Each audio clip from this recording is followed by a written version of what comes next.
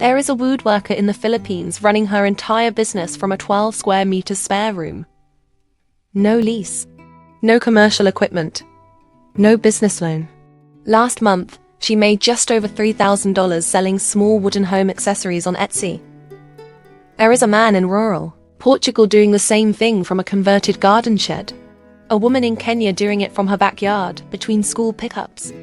And what all of them have in common is not exceptional talent, not rare connections, and certainly not a large workshop.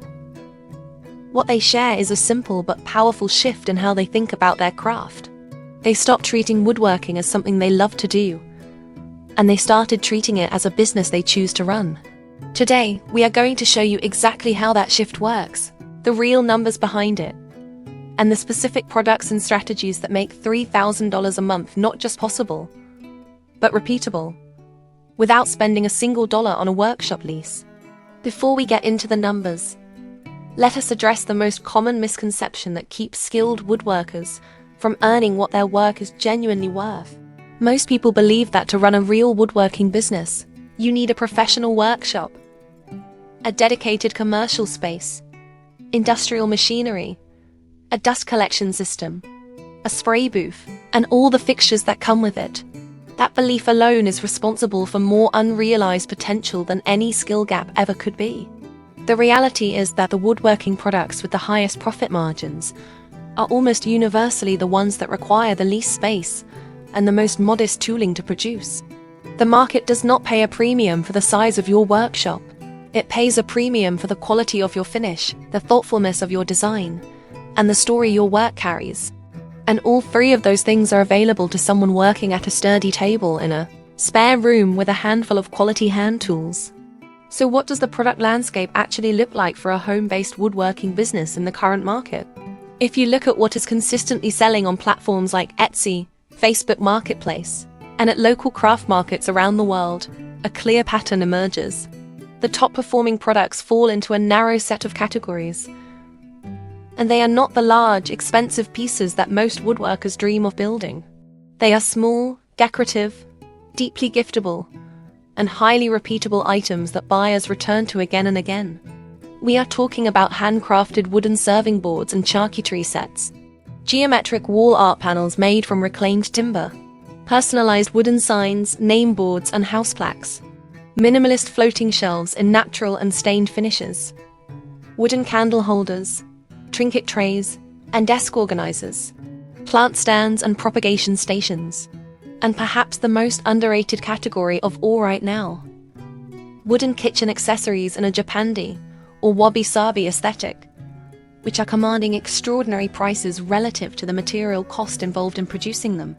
What makes these products so financially compelling is not just their popularity.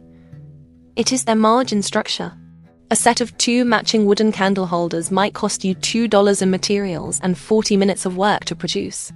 That same set sells consistently for $25 to $40 on Etsy, which gives you a profit margin that most small businesses can only dream of. A reclaimed wood floating shelf, perhaps $6 in materials, 90 minutes of work including sanding and finishing, retails comfortably for $60 to $90 on the platform. Multiply that across a small batch production model, where you make 8 to 12 of the same item in a single session, and your effective hourly return begins to look remarkably different from what you might have imagined. This is the financial engine of a home woodworking business. Not one extraordinary piece sold for $1,000, but a carefully chosen range of repeatable, high-margin products that move consistently and predictably throughout the month. This brings us to the most important strategic principle behind every woodworking business that actually reaches $3,000 a month and stays there. It is the 80-20 rule applied to your product catalog. Research consistently shows that in any handmade product business, roughly 20% of the products generate around 80% of the revenue. The businesses that struggle are the ones that try to offer everything. Dozens of different items, inconsistent finishes, projects that change every week depending on the maker's mood. The businesses that thrive are the ones that have identified their 20%. The 4 or 5 products that sell the fastest, command the strongest margins, and receive the best customer feedback. and then focus almost all of their production time and marketing energy on exactly those items.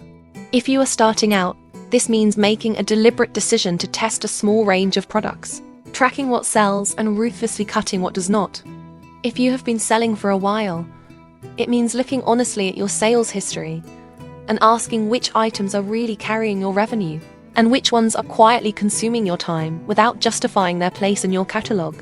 Now let us talk about the platforms themselves, because where you sell matters as much as what you sell. Etsy remains the gold standard for handmade wooden products because its audience actively searches for handcrafted, artisan-made items and is psychologically prepared to pay handmade prices. But Etsy has a fee structure: listing fees, transaction fees, payment processing fees that can quietly erode your margin if you are not accounting for them in your pricing from the start. Facebook Marketplace offers a zero-fee environment for local sales, which is particularly powerful for larger items where shipping is impractical, and for building a base of repeat local buyers who eventually purchase on referral alone. Local craft markets and pop-up events serve a different strategic function. They give you direct buyer feedback in real time, allow you to test price points quickly, and generate the reviews and photographs that make your online listings more credible. The most financially sophisticated approach combines all three, using each channel for the specific purpose it serves best. If you are wondering how to structure your pricing so that every piece you sell actually makes you money rather than just covering your costs, here is the framework that professional woodworkers use consistently. Start with the true cost of your materials and be honest. Account for every offcut, every finishing product, every piece of hardware, and an honest allowance for waste. Then add your labor cost, calculated at a minimum hourly rate that you would genuinely accept for your time. Not what feels modest, but what reflects the skill and care your work actually represents. Then add your overhead, which includes a proportional share of your tools, your packaging, your platform fees, and your electricity. Finally, add your profit margin. Not just enough to break even, but enough to invest back into the business, absorb unexpected costs, and build the financial stability that lets you keep doing this for years. The number you arrive at is your minimum price.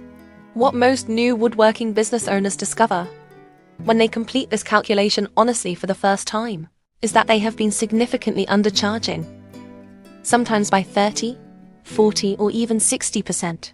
And here is the counterintuitive truth the data supports. Raising your prices does not reduce your sales.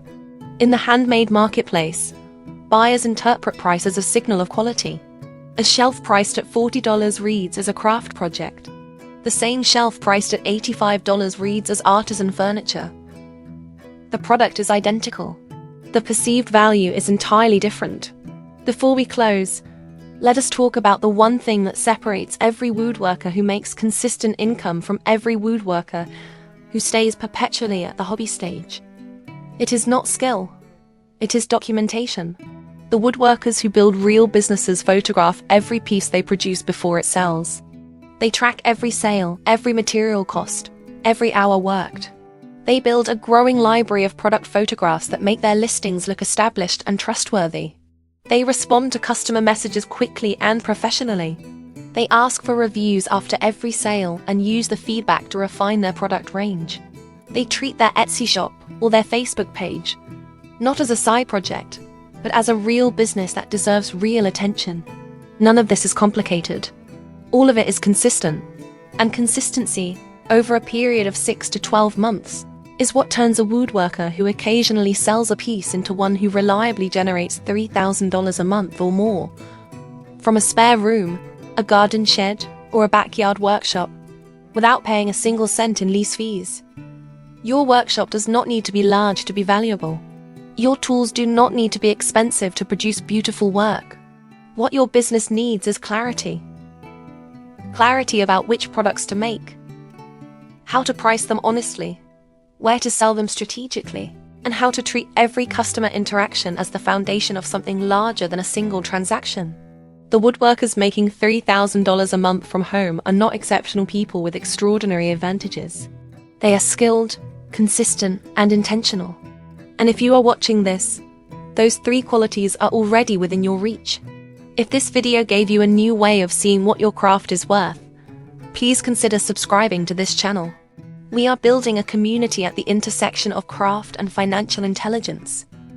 People who make things with their hands and who also make deliberate, informed decisions about their money. Leave a comment below and tell us what product you would start with if you were building your home woodworking business today. We read every one. Thank you for watching, and we will see you in the next video.